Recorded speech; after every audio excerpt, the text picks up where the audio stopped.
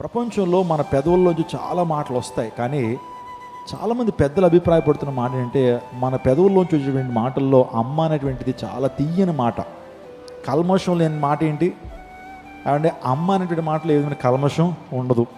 చూడండి, అమ్మ అనేటువంటి మాట తెలియనటువంటి వారు కూడా ఎవరున్నారు? సో నేను అనుకుంటున్నాను, అమృతం కన్నా చాలా తీయని పదం ఏంటి? అమ్మ అనేటువంటి ఆ మాట కదా. ఈ లోకంలో నిన్ను ఎవరు ద్వేషించినా సరే, నిన్ను ప్రేమించేటువంటి వారు ఉన్నారంటే అది కేవలం నీ తల్లి మాత్రమే.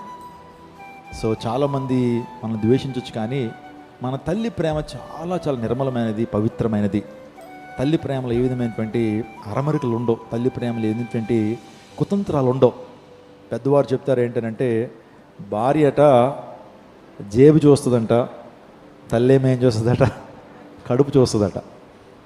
నిజంగా అందరూ అని కాదు, వాస్తవానికి లోకంలో సామెత ఏంటంటే, లోకస్తులు లేకపోతే దేవుని ఎరగినటువంటి చాలామంది స్త్రీలు భర్త యొక్క జేబునే చూడొచ్చేమో.